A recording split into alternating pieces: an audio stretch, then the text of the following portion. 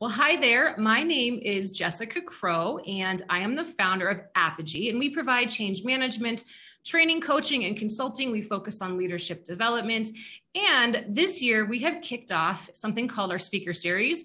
It's really conversations with experts that can include people that are change management professionals, people who have a background in wellness and well-being, professors, business leaders. So lots of different people have been on this show. We'll call it a show. It's not really a podcast, so we'll call it a show.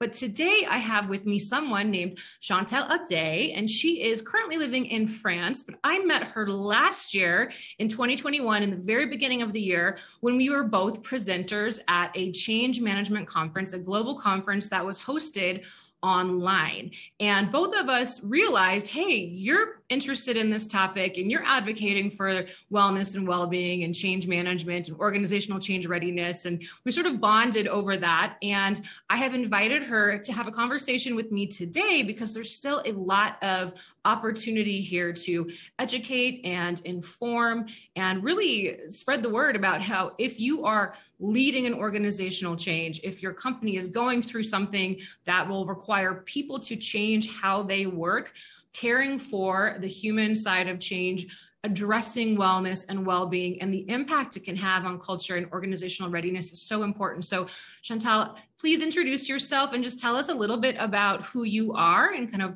what your business is, and then we'll go from there. All right, thanks, Jessica. It's a pleasure for me to be here today. Thank you for inviting me. So what can I say about me? Yes, I live in France at the moment, but I'm from Canada. Actually, I'm from Northeast Quebec, a small town just by the St. Lawrence. So, but for the last 15 years or so, I've been supporting organizational change, improvements, transformation, and so being in the project and change space for a little while.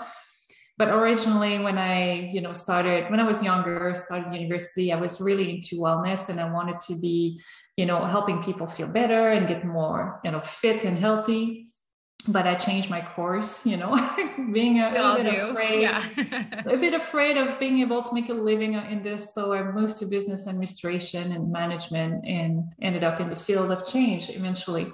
But 3 years ago, about 3 or 4 years ago, actually, that's interesting. Is when I injured my knee and was actually stopped from being able to run and do all the sports activities I love, that I hired a coach and did some reflection on what do I want to do? Like, what's the purpose of my life? Where do I want to invest my energy? And the health and wellness came up pretty big and front and center for me. And so this is where I went back to this space and got my training certification as a personal trainer and then wellness coach, and started helping people in that space.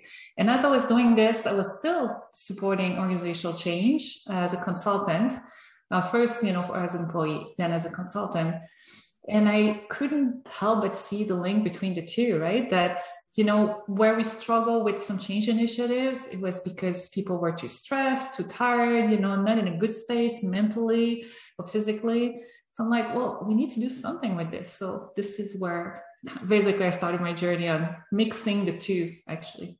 Yeah, that's incredible. And that's really what motivated me as well. And I think, when I went through my own change management training and as a leader in an organization leading change projects and programs, we'd often talk about resistance, but that concept or the topic of stress and overwhelm being a reason why people were not moving forward or adopting whatever the change was as quickly, we'd bring it up, but it wasn't, it was like, oh, okay, that's part of it, but there wasn't a lot of, at least for me, telling people, telling the C-suite that people are stressed out wasn't something that landed well back then. I will say, I think the pandemic, the awareness around health, wellness, well-being has really been kind of brought into the spotlight over the last couple of years, for better or for worse. But I'm grateful to see that this is something where there's more awareness of the impact, right? Because you and I were like, hey, this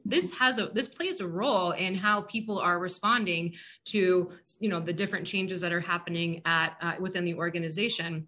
And so I love that we're both sort of advocating and helping organizations, helping leaders think through, well, how do I actually tackle and bring this together? So you've recently launched a firm, or maybe it's kind of been something you've been working on in the background, but now you're bringing it together in a more unified way. Can you tell us a little bit about Alive, Aware, Daring and what that looks like, and how you've been, or how you expect to support organizations in the days ahead?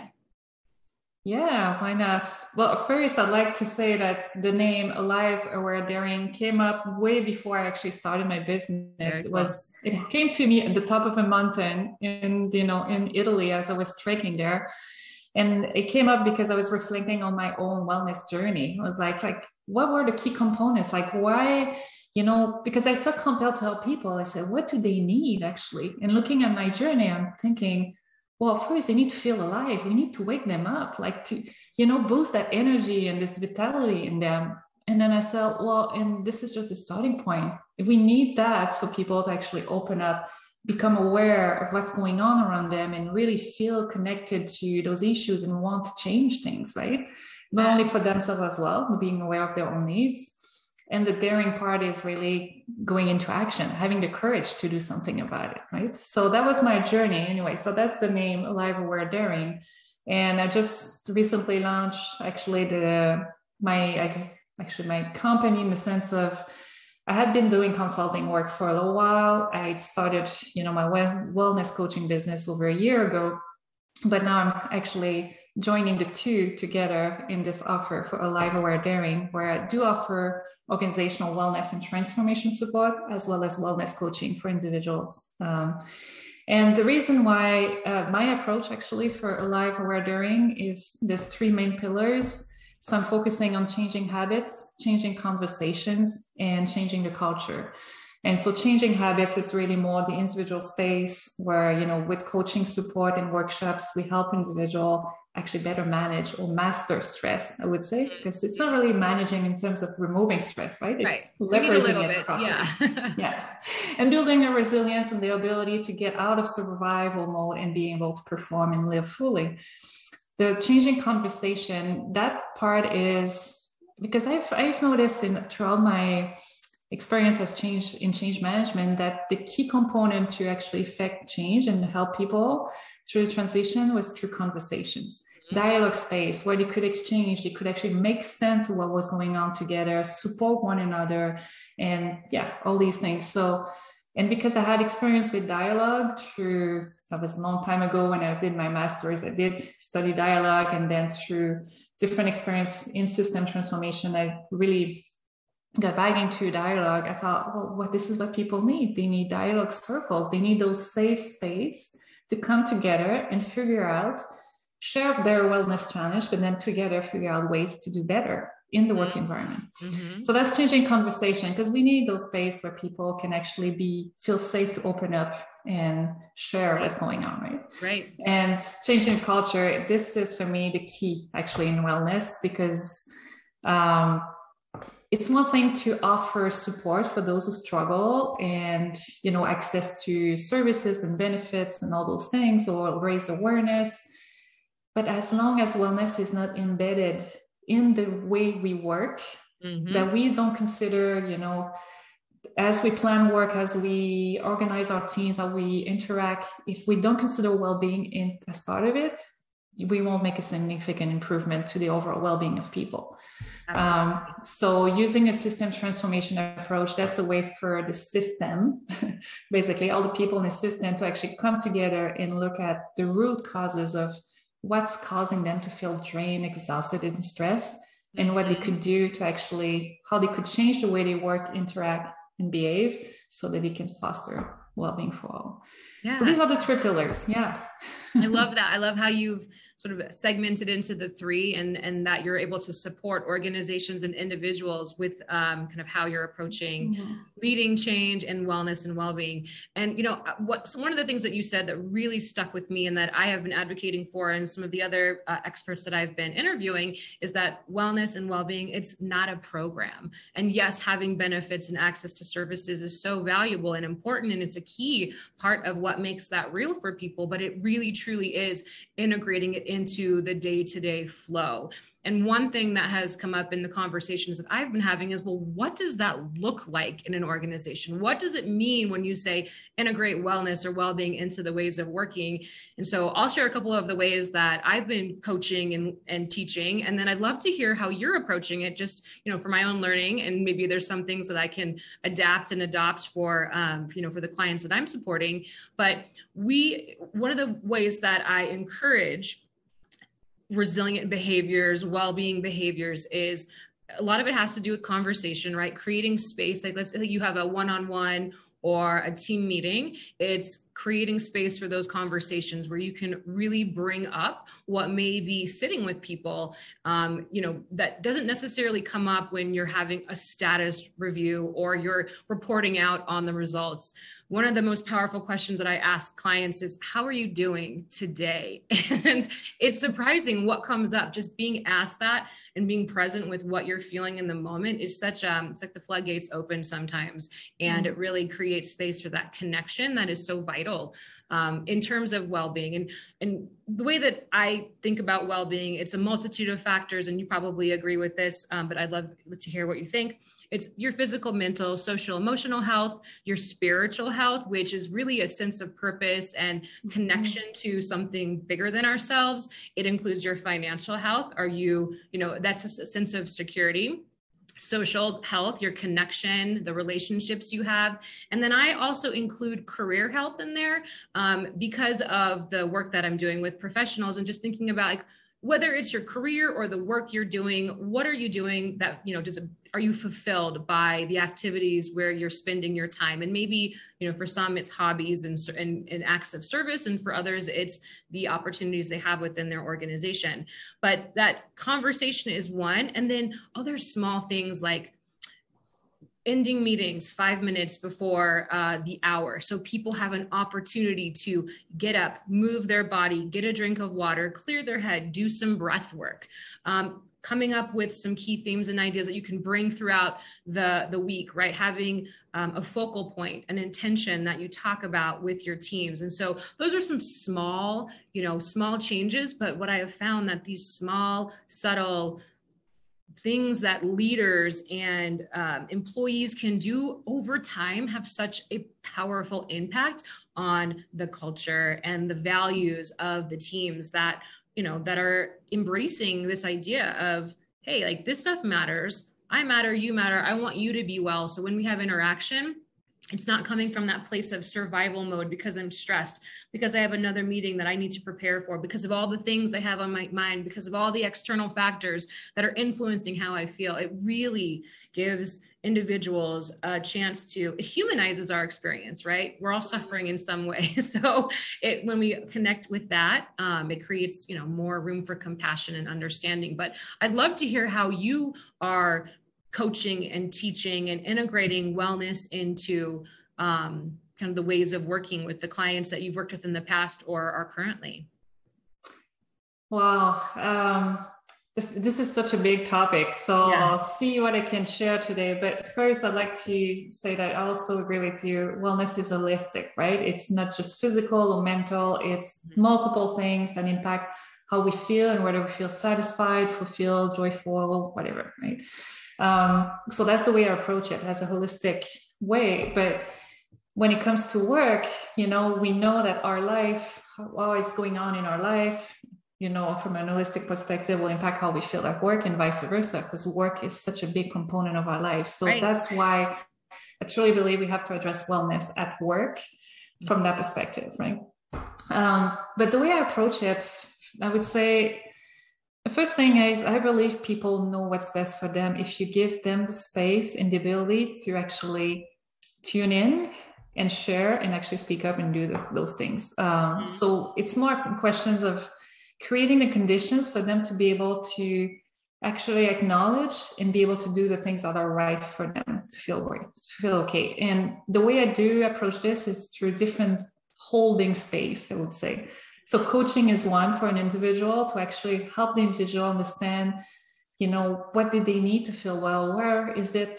What's driving their, what's causing their illnesses or lack of sleep, or why are they so low most of the time? And there's different ways that different factors that can impact this, but through coaching, we can together, help them see the source of it, but also allow them to actually see and feel it. Because sometimes we just push it aside. We don't want to see it. Right. So, but that's the individual. So there's some people really need that help, but a lot of people, I think, know what they need to be well and perform. They just don't feel they're allowed to do that in the workplace. So this is why my core to my approach is this thinking that well-being is collective. Like the way I feel impacts how you feel and vice versa. So we have to consider well-being as being influenced by our social environment, the physical as well. Like there's lots of work that's been done over the years to make sure the physical environment is conducive to safety, but I think we can do more from fostering healthy behaviors. Yeah. But just focusing on social environment, it's really crucial that we create those space where people together can address things that are draining them, for example, or can say, well, for me to be at my best, to feel good, this is what I need. How can we make that happen in this environment? But a lot of people feel it's not appropriate. That's not the way we do things here. Oh, I need to go for a walk at lunch to just refresh my mind, but it's not well seen. Like, I cannot, I have to be, still working. I mean, there's so many things, so many assumptions and expectations we think people have of us that prevent us from doing the things we know are right for us. Yeah, so we need to open that space so people can say, well, yeah, that's not working for me either. Like whether it's shortening meetings or having no meeting day, or it's that's allowing people to say, well, you know what, I've been working very hard on this for 2 days. I just need the 2 or 3 hours today to just do something else, unplug, deal with my family things, and then I'll come back and I'll be okay. Yeah. And just, what you're saying, it resonates. And I think that what I want to make sure people who are watching this video that gets impressed upon them is that I would imagine everyone is in that boat, right? There are things that they know that they need that fulfill and elevate their well-being, but they aren't talking about them. And simply by sharing what they need, that place coming from even a vulnerable place, like I need this, and making it safe to do that can really transform the conversations that are happening in the organization. So I love that you're walking us through that. What else are you seeing or doing that's been really supportive? So just to add to this, safe space, right? Yes. It's really about creating the safe space. And I think it needs to be facilitated. It needs to be intentional. So that's why, sometimes having the help of someone external to the organization at first can help to create those spaces. But what else? I mean, there's so many little things that I help, clients individually or as teams to do. And for example, what I like to share is the idea of pacing or alternating modes, right? So for example, we know we have different natural rhythm, whether it's the circadian rhythm, we have the seasons, we have even through the week, we have, different energy levels. But there's also the idea of those ultradian rhythm. I don't want to get too technical, but it's those micro energy cycles during the day, like 90 minutes where we have energy and then we need a break. So when you become aware of that, you can plan your week around that to say, well, I need to alternate. I need to be aware of when I'm at my best and I have more energy and, leverage that for focus work, for, deep work. And those moments in the day or the week where I'm not as efficient, naturally speaking, but to, align with this and do something that's less demanding, do more brainstorming, maybe some administrative task. So it's really important, but beyond just planning the work around that, I think it's just helping people understand that rest and recovery is as important, if not more, than the productive time. So it's making sure they know it's okay to take a break. It's okay. They should, prioritize sleep.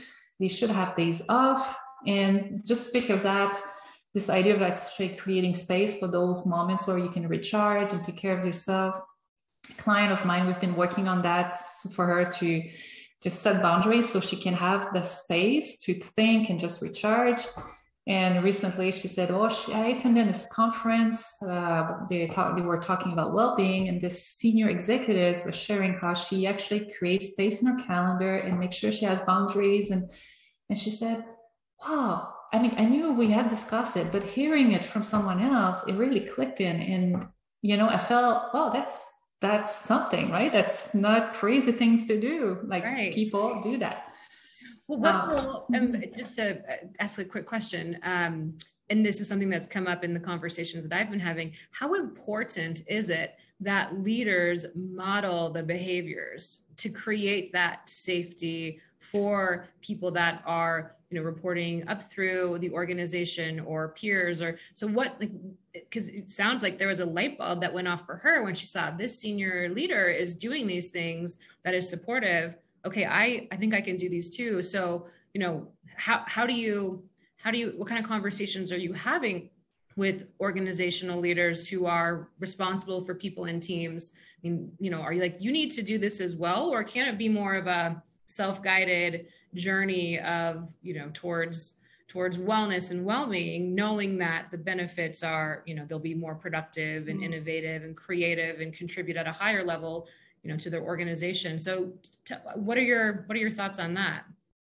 Well, that's one I've been actually struggling with for one reason is, yes, they need to model behavior, because if they are open and share what they do and how important it is to take care of yourself, they basically allow others to do the same, right? So that's important. But at the same time, I've noticed managers, leaders, they also exhausted, they also struggle. It's not easy for them as well, right. So we cannot expect that they will have figured it out, they know it all and they are perfect and they know how to manage their stress and be the best at well-being, although the best of them have actually learned to do that, so they can both be well and perform. But we see a lot of leaders, they do perform at work, that their health is not okay, their family is neglected. I don't think their overall well-being is in balance. Good, right. So reflecting on that was, that's why I think approaching it as a collective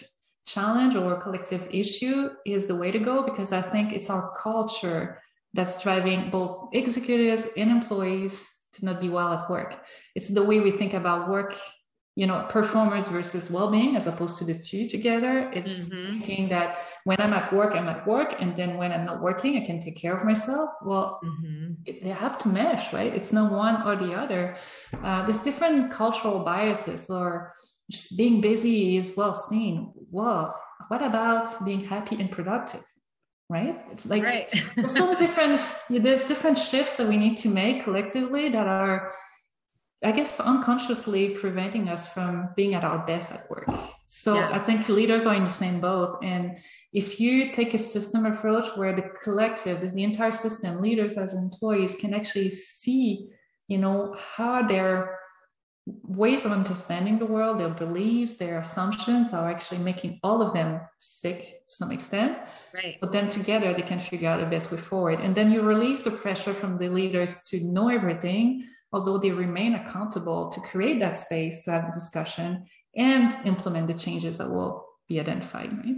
Yeah. That's the way I would see it. Well, so as someone in a leadership role, I think there's more of an opportunity to make changes that have a ripple effect on the teams that they are leading and guiding. Now, knowing that some of my clients are in roles where they are individual contributors, or they are at the manager director level, and they are on board with what we're saying, how do they, as someone who may not feel like they have the authority, right, or the ability to make decisions that influence the, the direction of wellness or well-being, how can they, like, what steps, and again, thinking about how being a change leader within an organization and understanding the benefit of wellness and well-being, but not necessarily having the training or skills to lead, facilitate a conversation or coach somebody in their wellness. What can an individual do to start to change the direction, change the conversations and culture within an organization that aligns with what we're talking about? And And the reason I'm asking this is because there's going to be a lot of individuals who are watching this who don't necessarily sit at the executive level and can say, hey, this is exciting to me. I know this has a positive impact. Let's do this, right? So how would you advise a client, or how would you advise someone who is in that type of role to be the change they want to see in the organization, so to speak? Well, I would say first, if they are, aware that there's a need there and they also are committed to do something about it, that's the first step. Congratulations. But then I would say, they don't need to do it all. They need, as everything else, you need to create the conditions or bring in the expertise or the support you need. Yep. So that's, I think, the best way to approach it is, for a little while, bring someone externally that has the space, the time, the capacity to help the entire team actually change their habits, change conversation, and, create a foundation for indeed transformational change of how they work, so that they can support both well-being and performance. And I think the case, we don't need to make the case anymore that there's a direct link between improved well-being and performance. Now, I think we still have to see investment in well-being as direct investment in performance. And so if you want to support change, if you want to make sure people are not experiencing change fatigue, too much resistance, if you want them to be creative, collaborative, agile, all those things, well, they have to be at their best, right? They have to have energy. They need attention. They need, to be able to be open and not defensive. Investing in well-being is a given, right? Yeah. And so that's why I offer the support actually to come in and be kind of the wellness partner. I don't replace wellness program. I'm not there to replace change leaders. I'm just there to, for example, to come in as extra support, to coach individuals who may need it, those who really struggle with understanding how to manage their stress and their energy, etc. But mostly to create a holding space for the team to together have this conversation about what it means to be well and perform, and create changes together. Perfect. Thank you. Yeah, I think that's really key is that individuals don't have to do it all and go it alone. No. So finding those resources who can support, like yourself, who can come in and have those really important conversations and facilitate it. There's something about having a third party come in and lead, because there's less, takes away that bias. It's more of an objective versus a subjective experience. Well, so in your mind, what are some of the misconceptions about wellness and performance and well-being that you've bumped into in conversations? Is there anything that's come up in terms of, have leaders said, well, we've got all these programs and we're fine, or that they don't really connect the dots between the two? I mean, what are you seeing in terms of some of the barriers to having conversations about this with the leaders and clients that you're working with?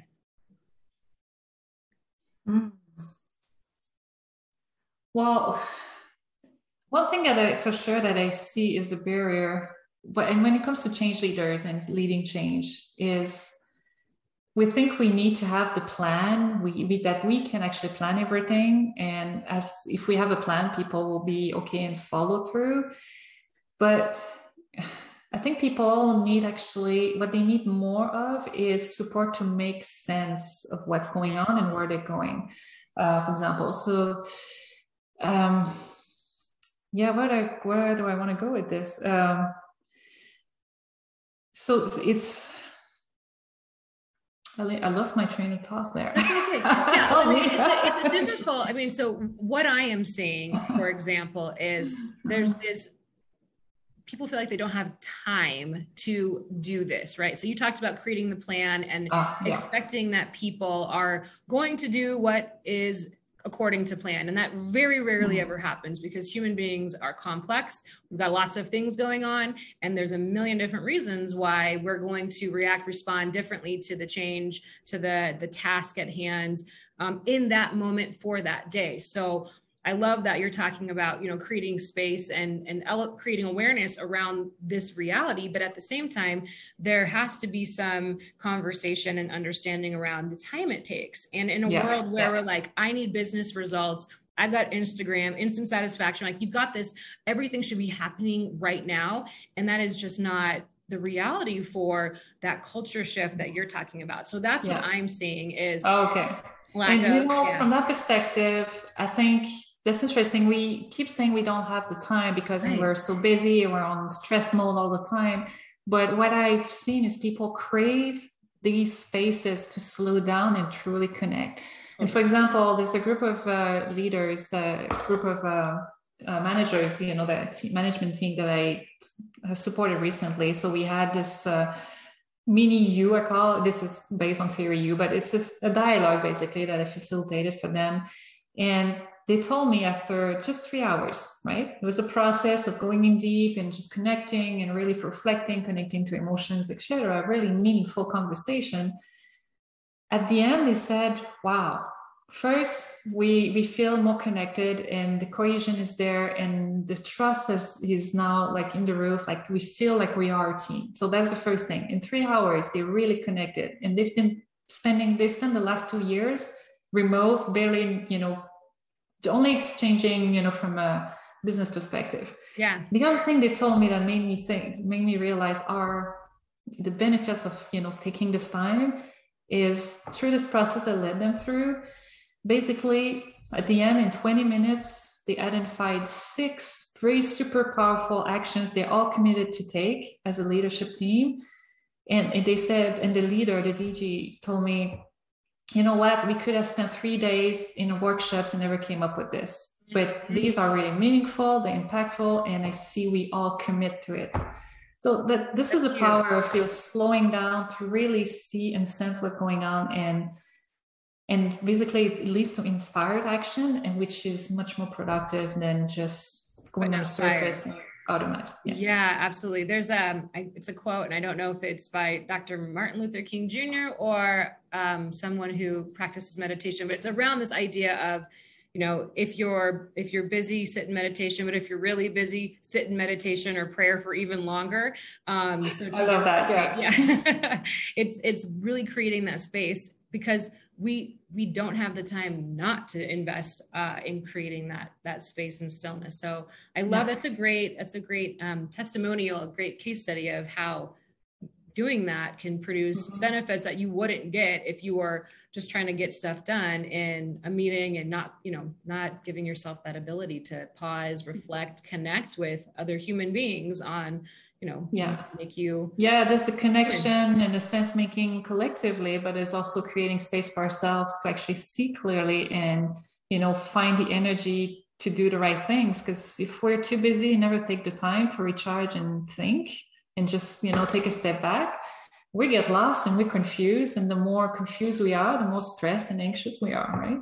Right. As soon as we slow down and gain clarity, then we have so much more energy and we're so much more productive and doing the right things, right? So, and it helps with, doing the right things is such a key here too, is that ability to prioritize. I know I have a to-do list that is this long. And if I look at that to-do list, I get overwhelmed. But if I sit and I meditate and I think about, I'm like, what really matters most here? Yeah. How often do leaders and employees get a chance to do that? The intention behind that, making that a part of what you do. I mean, not everything is urgent, and figuring out what really matters most. There's a lot of stuff you could drop off your list. Or there's actually a framework that I've been using, and it's not mine, and I don't remember who to attribute it to, but it's something along the lines of ditch, decide, delegate, do. It's the 3 Ds. And so you can either take a look at your list and figure out what you can completely get rid of, what you can delegate, and really get it down to something small if you decide to do it, that only you can do it. And it's really been something that's helped me and some of my clients get clear about what matters most here. And then they do that with their teams. And so again, that's some of the ripple effect and modeling the behaviors, but this is something that starts at the individual level, I think. What else would you like to impress upon people who are change leaders? And again, the definition there, I think, is people who are leading, participating in organizational changes, conversations, cultures, whether it's at a project level. A lot of the work we do these days is project-based, but it also can be at a more transformational collective well-being. Like, how do we elevate what's happening in the organization? So anything else that would be really helpful for people who are in those types of roles to understand, to think about in their role as, change leaders within the organization?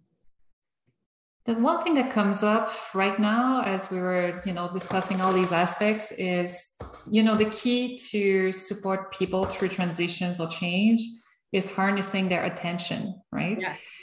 And attention because they need it to, actually first understand the change, but also to learn and adapt and change habits and behaviors, etc. So, and what is behind attention is energy, right? Where attention goes, energy flows. But even if you want to put attention somewhere and you have no energy, there's only so much attention you can put into, right? Yes. So if you want people to pay attention to the change, get invested in it and learn and adapt, well, they need to invest in themselves. So we really need that reservoir energy. We need to, people to be well and capable to actually pay attention, right? And so if they're distracted, if they're too tired, if they're not doing well, if they have so many problems going on, the priorities are not clear, then they're distracted, they're going everywhere. There's no way you can, support change. And there's so many changes right now and a lot of uncertainty that it's going to become more and more of a challenge. So that's why, I feel like investing in overall well-being will set the stage for any changes and all these changes at the same time. So it's not just one change initiative's responsibility. It's actually the entire organization's responsibility. But the other thing I want to say, and it's beyond those change leaders, it's for leaders in organization in general, is I think if you really want to make a difference for the well-being of your employees, you actually need to think of wellness or improving wellness as an actual transformation initiative. Absolutely. Absolutely. So you also need to create space for that, invest time and energy in changing habits, changing conversation, and changing culture. And it won't happen just by having some ad hoc programs and activities and benefits here and there. It has to be strategic and intentional. You have to be, investing time and energy in it. So even just some simple habits that you've shared, like how to prioritize, well, to change those habits, we need time, we need space, we need support system, right? We need, there has to be boundaries at the organization level, so to speak. As you were saying that, it made me think about when I was working in the corporate world, a conversation that I had with the COO at the time. And I remember in the meeting, I said something to the effect of what you just said, where the energy, something about the energy goes, the focus goes, the energy flows. I forget how. Where attention goes, energy flows. Yes, that's what it was. Yes. And he looked at me and was like, what? Because he's thinking about operational savings and efficiency and all of these things, and having that more, I didn't have the knowledge and the data points at the time to back up what I was advocating for. But I think this is something that the C-suite needs to understand and hear.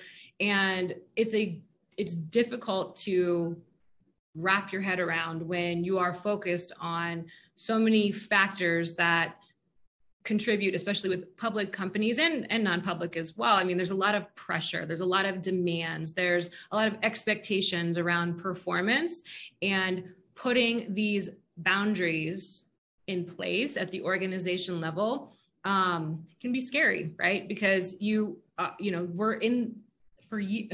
businesses are in the business of competition, and that somewhat feels counter to, slowing down and creating space. And so there's definitely a tension there.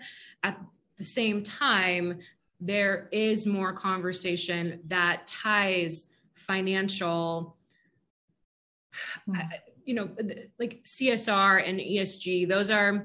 Those are supporting kind of what we're talking about, but I think there's a lot of opportunity here to really think about how you have wellness be some sort of, I don't want to say measure of success, but how we start to do this in a more meaningful way that gets the attention and acceptance, and not just like, yeah, I agree with it, but it becomes something more powerful and potent for organizations. So I don't know, what are your thoughts on that? Well, so there's, measuring the I guess, return on investment or value on investment for wellness. That's in my area of expertise. But when I look into it, I think one of the weakness is we tend to only assess whether it's, impacting the benefits claims and, those Retention health indicators, right? But if you look at actual productivity, performance, morale of the team, retention, like how many conflicts there is, or if people are more, adapt well to change, like these are less tangible, less financial, but they have a big impact on the financial success of the organization, right? Especially, that's what we want. We need people to be collaborating, to be creative, to adapt and transform. And well, if they're not well, no wonder your initiatives will take years to happen, right? That's the key. Yeah. Everything takes a whole lot longer. And when that happens, it's value leakage. You're losing the benefits that were expected and desired from whatever the investment was, whether it was into an actual, like a software or something tangible or a culture shift. So really well said. This has been a really cool conversation. I've loved talking with you, and I'm so excited that you're launching and you're going to be supporting organizations in the way that you are. Now, in Europe, United States, are you working with clients that are US, Canada based as well, or are you primarily supporting? Okay. How can people get in touch with you, find you? Are you on LinkedIn and social media and your website? Yes, well, the best way is to go on my website, aliveawaredaring.com. You can find me on LinkedIn, although there are many Chantal Audet out there. So make sure to look for the one who's identified as organizational wellness coach, title. That's the best way to go. You can also just email me directly, Chantal@aliveawaredaring.com. So fantastic. Yeah. Well, thank you again. And thank you everyone for watching this. If you have any questions, please feel free to reach out to Chantal or to myself, Jess Crow at Apogy.biz. And thank you so much. Have a great rest of your day. Thanks. Bye-bye. Thanks.